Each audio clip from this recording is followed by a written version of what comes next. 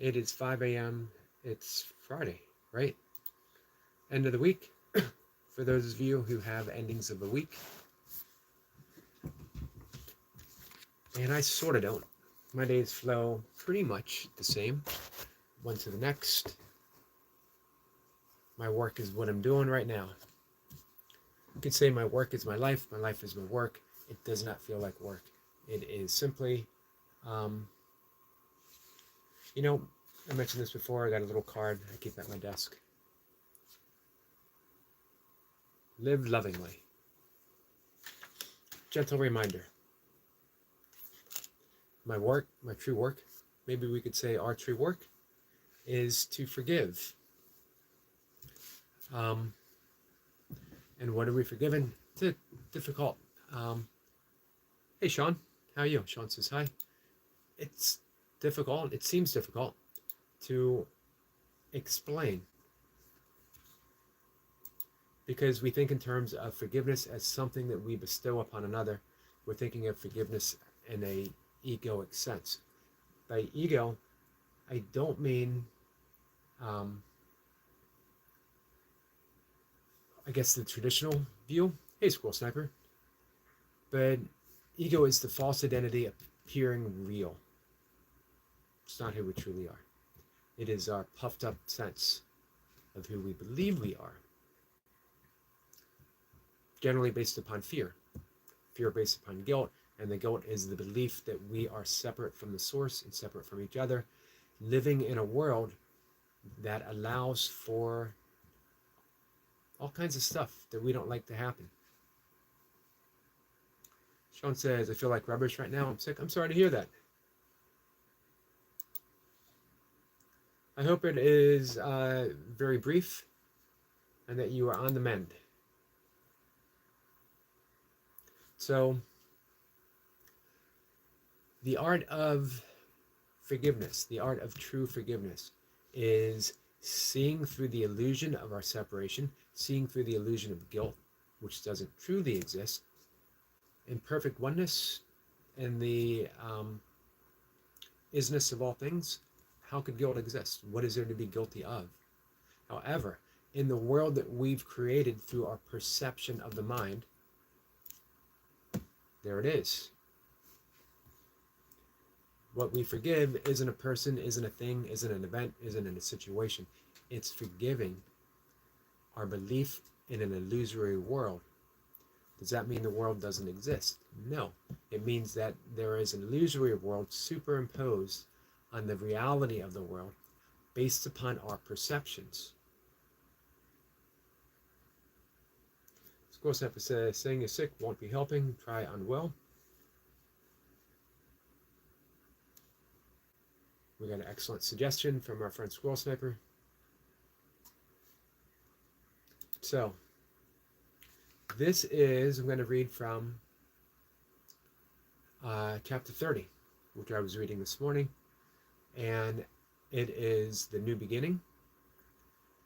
Going to be section 4, starting with paragraph 4. Section 4, paragraph 4. And, it fell right in line. Each morning is an intuitive reading. Don't know where I'm going to be reading, what I'm going to be reading until I open the book. The right thing usually comes to me. Exactly. Deception versus perception. Or we could say that perception is deception. Because we are perceiving in yoga they say the 5 kleshas of the mind, the 5 afflictions of the mind. We're perceiving the world through conditioning. Since birth, some might say since before birth. However, neuroscience has shown that. Yoga for thousands of years have shown that. Buddhism has shown that. And Jesus from the cross has shown that.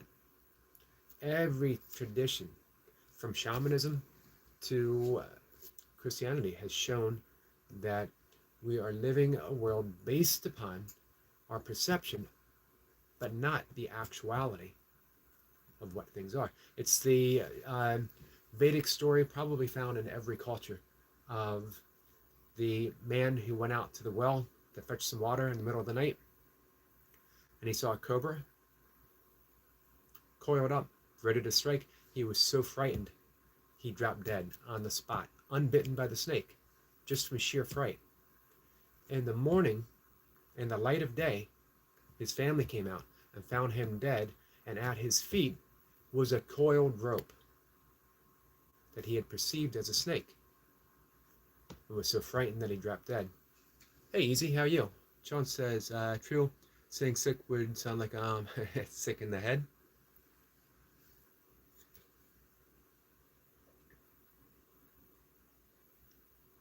So we could say reality is a tricky thing, but reality itself isn't a tricky thing. Our perception of reality becomes a tricky thing. When we learn to see that the mind is creating our perception, we start letting go and letting go. Life becomes easier.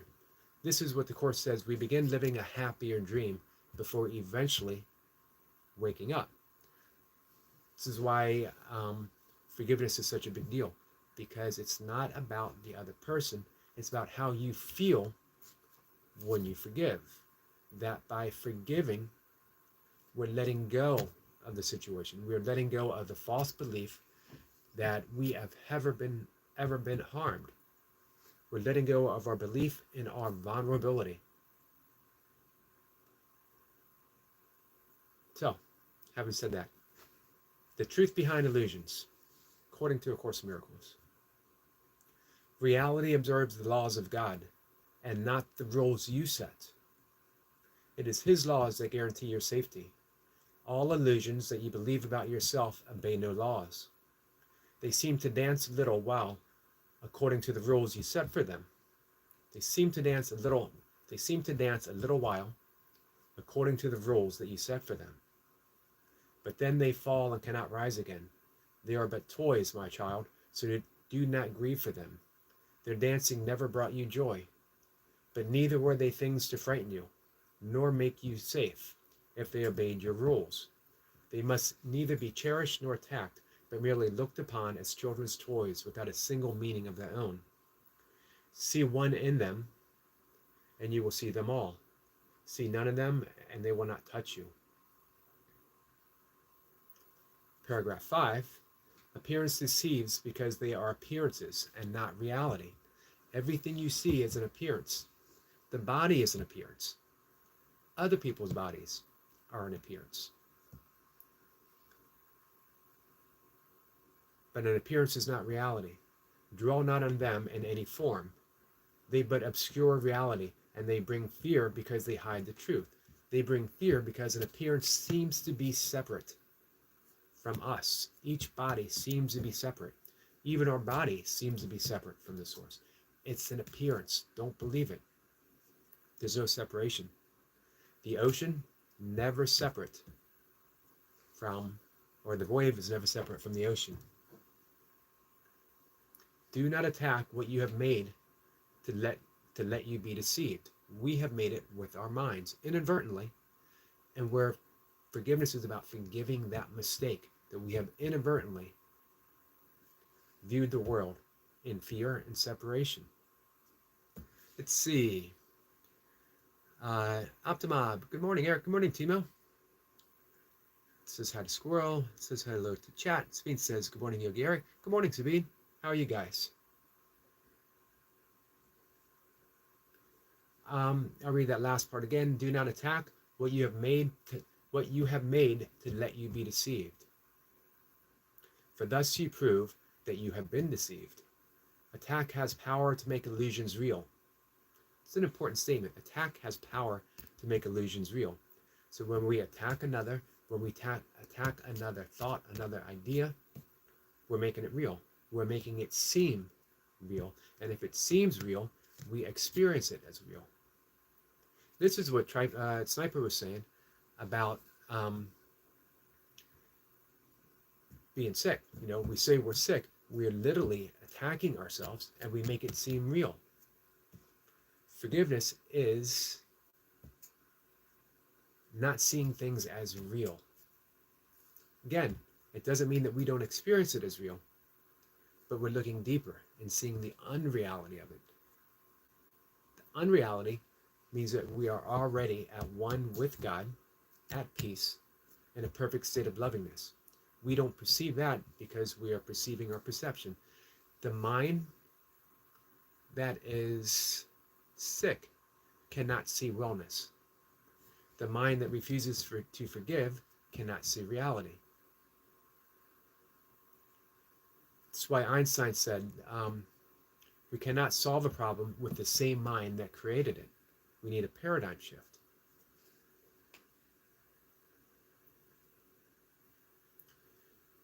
Who could be made fearful by a power that can have no real effect at all? What could it be but an illusion making things appear like to itself? Look calmly at its toys and understand that they are idols, which but dance to vain desires. Give them not your worship, for they are not there. Yet this is equally forgotten in attack. We forget when we attack. An attack doesn't mean an outright frontal assault. Attacks are very subtle.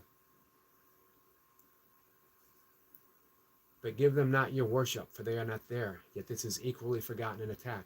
God's Son, you and me, all of us, needs no defense against his dreams. We don't need to defend ourselves against an illusion. His idols do not threaten him at all. His one mistake is that he thinks them real.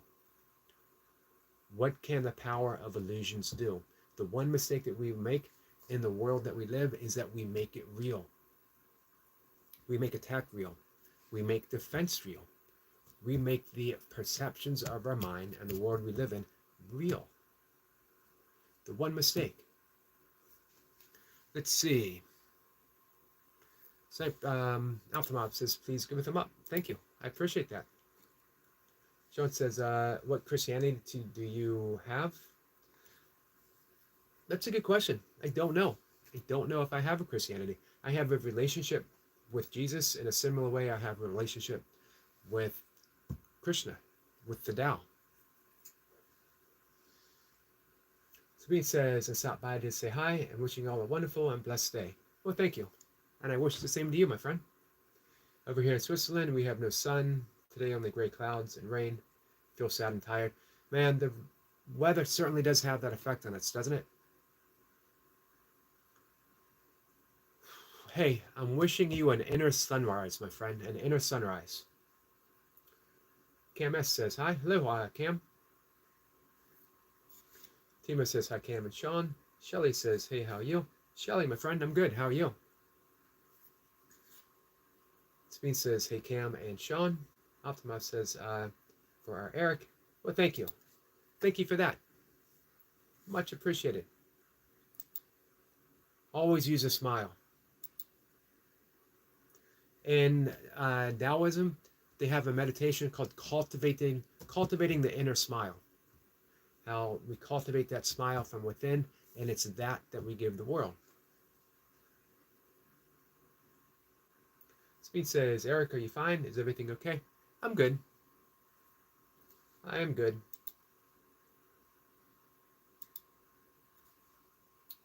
But I appreciate you asking. Some mornings take a little bit longer for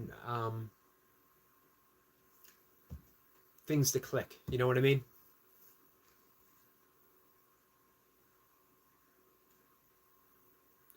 So I'm going to read paragraph 6. Appearance can but deceive the mind that wants to be deceived. And you can make a simple choice that will forever place you beyond the deception. You need not concern yourself with how this will be done, for this you cannot understand. But you will understand that mighty changes have been quickly brought about when you decide one very simple thing. You do not want to... One very simple thing, You do not want whatever you believe an idol gives. For thus, the Son of God declares that he is free of idols. And thus, he is free.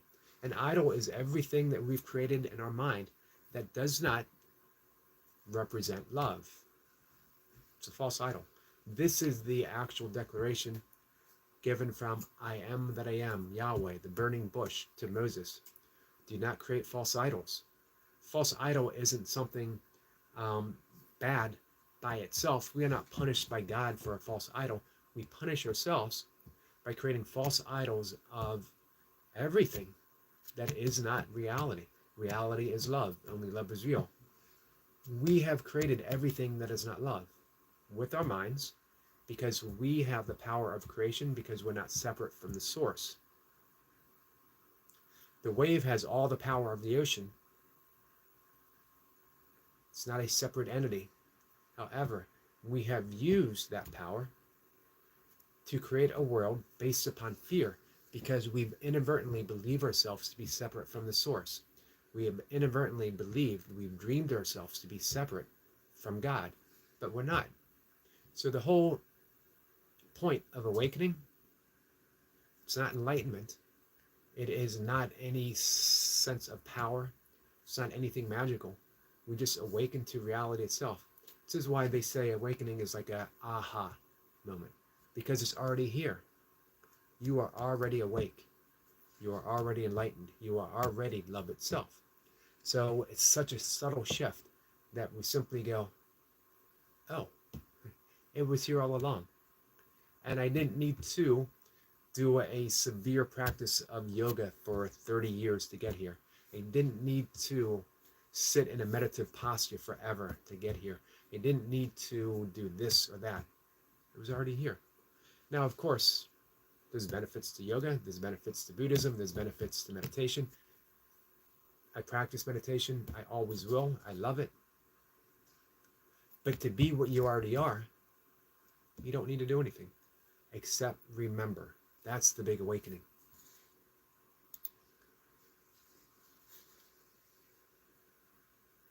Let's see. Speed says, yes, I understand. I think also, when it starts getting cold, it's even harder to get the blood flowing. Nightmare says, Yogi in the morning is exactly what I need. Nightmare, my friend, how are you? I don't know if we've seen you in the morning this early before, have we? Of course, it's not as early for you. Let's see. Sean says, what Bible do you have? I have a couple King James version of the Bible, but I'm not really a Bible person per se. I went to Catholic school. I grew up as a Catholic, but I've spent more time reading the Bhagavad Gita and the Tao Te Ching. I've spent more time reading A Course in Miracles than I have the Bible. I do like going in the Bible. Sabine says, I have to go back to my work. Take care, everyone. Have a blessed day. Well, thank you, Sabine. I really appreciate you and Timo dropping by and saying hi. I love starting my morning with you guys. Thank you. Nightmare says, I don't normally tune in this morning. This is actually my favorite live stream because I do my best to stay on 100% on point most of the time. I don't ever stray off point. Sometimes it seems that I am. My point is always joy and kindness and inviting other people to be joyful and to be kind. So it might seem like we're talking about wombats and turtles and what was that one thing? I've already forgotten. The other thing that we used to talk about that no longer is a subject. Was it was some type of bottom feeding crustacean? Lobster, I want to say crab, is that right?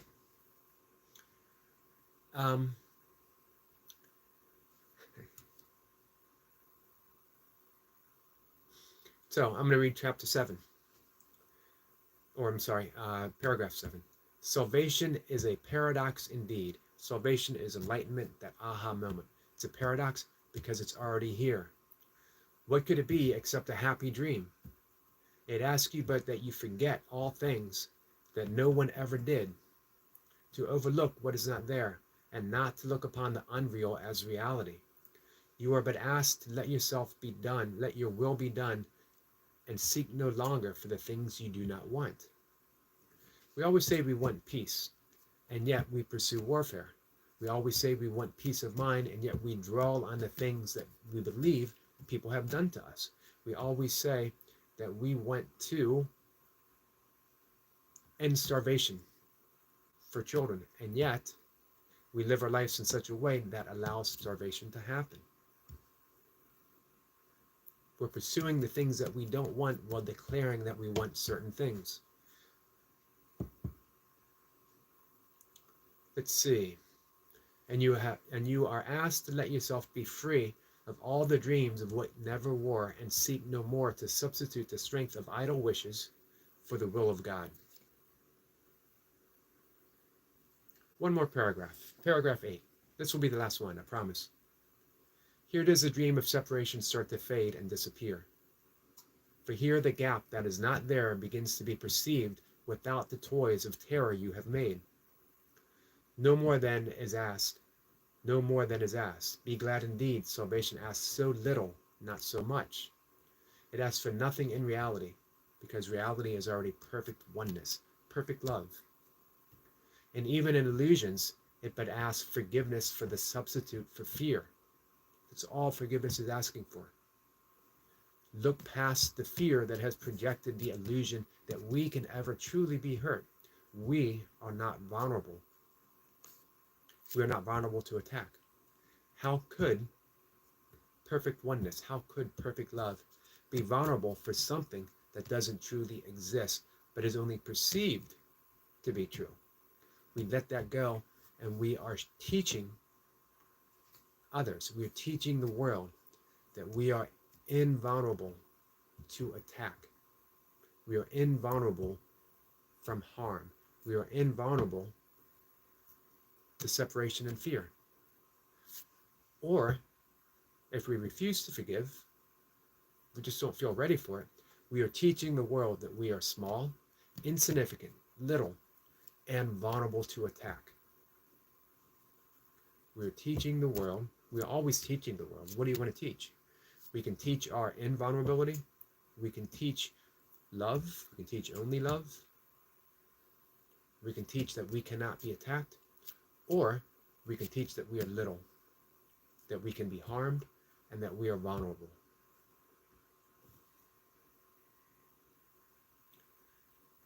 Let's see. Dreams are for nothing, and the Son of God, you and me, can have no need for them.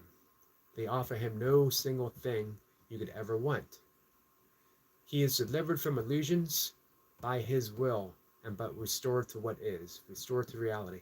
What could God's plan for salvation be except a means to give him to himself?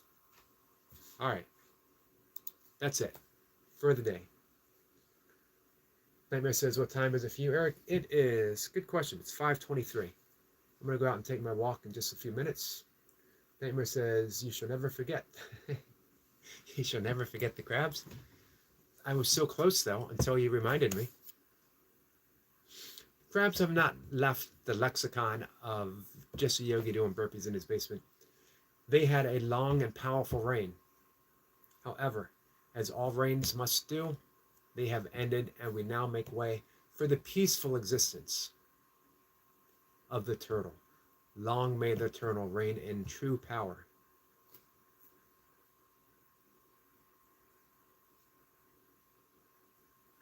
Nightmare says, Eric, I don't know you in person, but if I ever needed advice with anything, I'd probably come right here before even going to friends or family. Well, thank you for that. I would say it depends on what the advice is. If you need advice for what car to buy, and you don't want a Subaru Outback, I would go to someone else for sure. If you want advice on your taxes, and you don't want to rely on my faulty math, because any math that I do is going to be faulty, I would definitely go to someone else. Hey, Chad. Chad says, morning, Eric. You ever feel like not good deed goes unpunished in life? I do. I do. I think all of us do. However, we are free to reinterpret any event in our life. We can see, I've done a good deed and it's being punished. And so we live it. But we can change that perception. There is no punishment. there is just what happens. Just what happens. This is what Shakespeare said. Or perhaps, as a friend, Scroll Sniper, um, has offered, maybe it was Sir Francis Bacon who wrote all of Shakespeare's stuff. I heard Ben Jonson. Um, but nothing be good nor bad lest thinking makes it so. It's our perception that makes a good deed seem like it's being punished. What if instead of being punished, we're offered an opportunity? Can I choose peace instead of what I'm experiencing right now? Can I choose peace instead of this? Or if we can't, can we ask, is it possible for me to see this a different way? Is there a different perspective that I can see this? Is there an opportunity here for me to love? Is there an opportunity for me to forgive and to move on?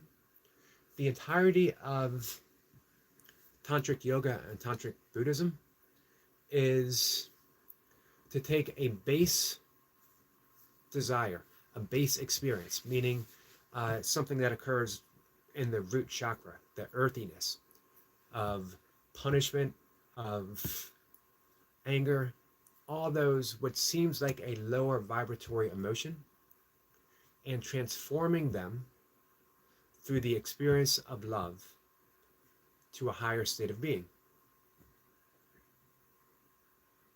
So that's absolutely, yeah. I mean, how you feel is legitimate, it's real, it hurts. No denying that. There's no sense in ever trying to gaslight someone, saying, nope, what you're experiencing isn't real. If it feels real, if you perceive it, it is real until you are able to perceive it a different way. So we simply ask ourselves, can I perceive this a different way? Can I use this to rise up to a higher vibratory sense of love? And maybe you can, and right now maybe you can't. But if you can't, can you at least, at the very least, can you love yourself through the experience? Can you be your own best friend? Literally, in your mind, put your arms around yourself and say, this sucks, but I will love myself through it.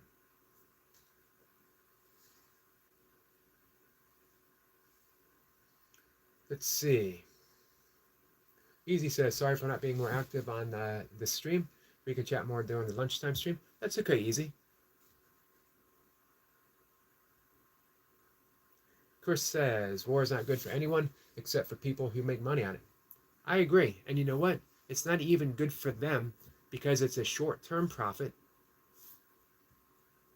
I 100% agree. Certainly not good for the people who have to fight it. Imagine the casualness of someone based upon a thought sending people to be killed or to kill. Such a grave decision, and yet it is made over an imaginary line. Someone, we believe someone has crossed, and we are willing, not ourselves, or, in terms of a leader. Have you ever seen a leader on the front line?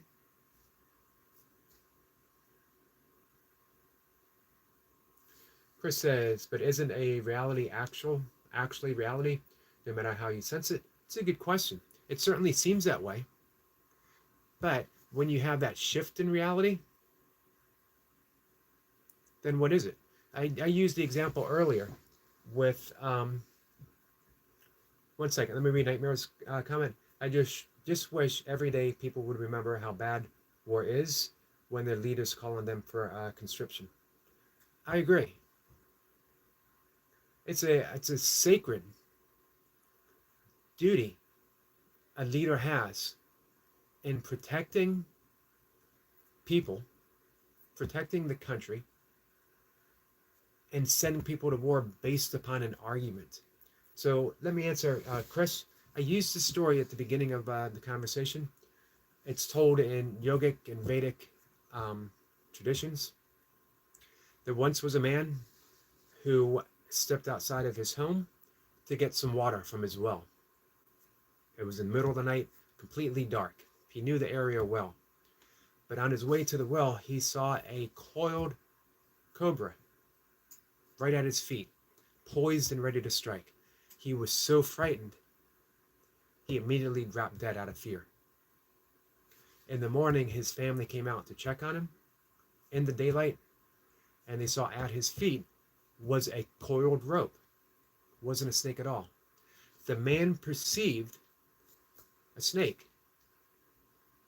and he treated it as reality, and he died. And yet, in the light of day, in the light of awakening, in the light of truth,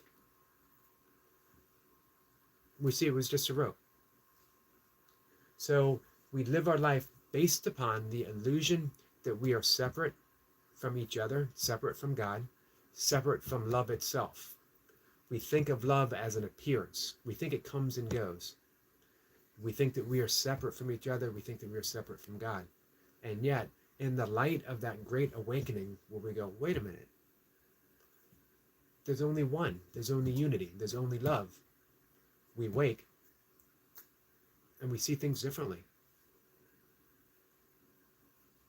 Sean says, is it bad to follow Catholics while being a Christian? Well, Catholics are Christian. And what difference does the Catholic Bible says in the Bible chapter and verses compared to the different versions of the Bible? Basically, it's all the same. You have different versions of the Bible, but it's the same message in the Bible. A Catholic Bible is not different than a Protestant Bible, but the interpretation is a little different.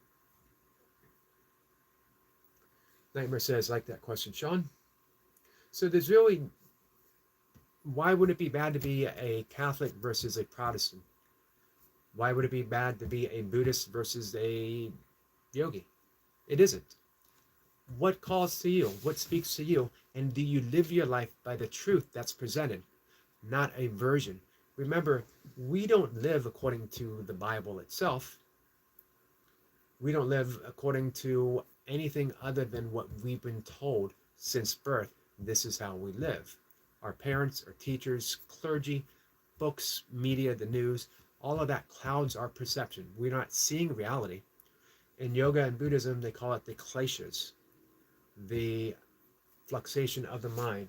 Here is in Patanjali's Yoga Sutras, which is considered the Bible of yoga.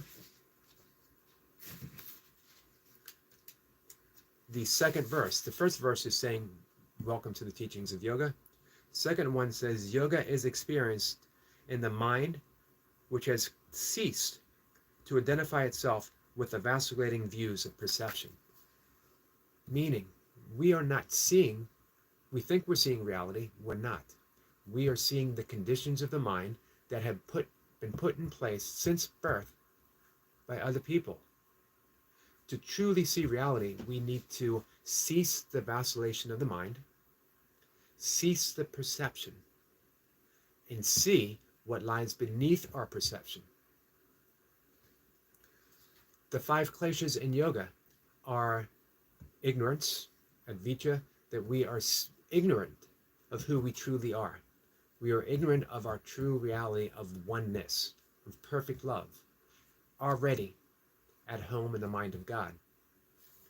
The second is we see the world through our attachments, things that we like, all the point of views that we like because it confirms our reality.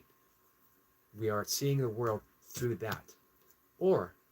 And adversions. We see the world through the perception of all the things that we are adverse to. Everyone else's beliefs, everyone else's version of the Bible, everyone else's version of reality. That we live our life believing these people are wrong, we're right. And fear of death, because we believe that we are a small separate ego, which is the 5th one, the belief that we are an ego, the belief that we are our perception and not the reality that holds those perceptions. So everything is based upon those perceptions that aren't even ours. We've never examined them. Have you ever sat for an extended period of time and said, who am I? Dismissing everything that comes to mind until you finally get to a moment where you just can't name a single thing that you are before you shrug and you smile and say, I must be the thing that allows for all appearances to take place. I must be that empty reality, the emptiness itself, the capacity for all things to simply be. I must be that. I am that. I am sacred in every tradition. When Moses said, "Who should I say sent me to the burning bush?" said, "I am that I am." Be still and know that I am. Let's see. Easy says, lots of questions lately and haven't been very at peace trying to work on this. Hey, Easy, don't work so hard. All those questions are on the surface. All those questions are valid, and they lead you eventually to a state of peace. But who's asking all of these questions? Who is it that is asking the questions? Who that questioner is already at peace. That questioner already knows the truth. Chris says, so it was his reality, not actual reality. Man, perfect. That was perfect. It was his perception of reality, not actual reality. Semper says, it is not the be, it is about whom infiltrates all other religions to divide the other religions from all the knowing. Only one group of people has done that, and they swear an oath to their movement. Interesting. V as in versus. Gotcha. Gotcha. Chris says, the more you know, the more you realize how little you know. Chris, you're hitting it. You're summing it up perfectly.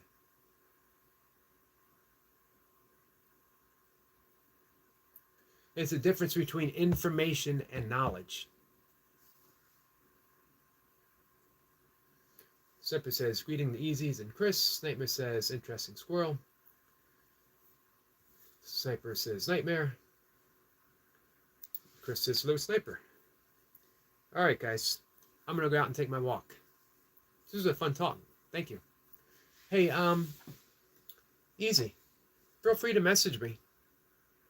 And we can continue talking through Messenger whenever you want. No need to wait for, the live streams. Chris says, have a great walk. Thank you, Chris. Hey, I might be doing a live stream, maybe, about 8 o'clock, but it's not going to be talk. It's going to be me doing a 10-minute set, hopefully, at least a 7-minute set, maybe a 10-minute set of kettlebell long cycle. This will be my first 10-minute set in over 3 years. It's a lightweight, only 12 kilograms, especially compared to what I used to do back in the day. But I'm slowly making a comeback to kettlebell sport training. Whether or not I compete, different. So we'll see if I do a live stream. But I might. So feel free to skip it. Nightmare says, enjoy your walk, Eric. See you on the next one. Thank you, Nightmare.